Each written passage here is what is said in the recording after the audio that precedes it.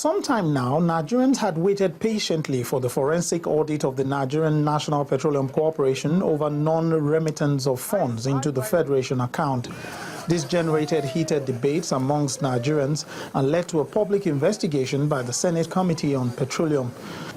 But in a bid to ensure transparency, the federal government sought the services of an independent audit firm, PricewaterhouseCoopers. But only 3 days ago, the president received the report of the audit firm. He immediately directed that details of the report be made public. This is what informed this meeting. The Auditor General of the Federation revealed that the NNPC is to refund a total of $1.48 billion to the Federation account.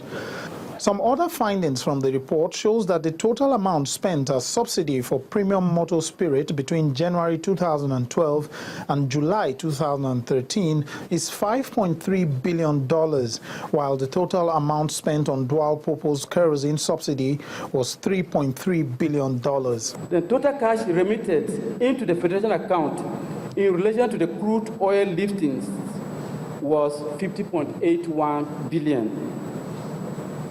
And not $47 billion as earlier stated by the Senate Reconciliation Committee for the period from January 2012 to July 2013. Based on the information available to PwC and from the analysis above, the firm, that is PwC, submitted that NNPC and NPDC should refund to the federal government a minimum of $1.48 billion. The report, however, recommends that the NNPC's model of operation be urgently reviewed and restructured, as over 46% of its proceeds from crude oil revenues was spent on operations and subsidy. The corporation operates an unsustainable model. 46% of proceeds of domestic crude oil revenues for the period was spent on operations and subsidies.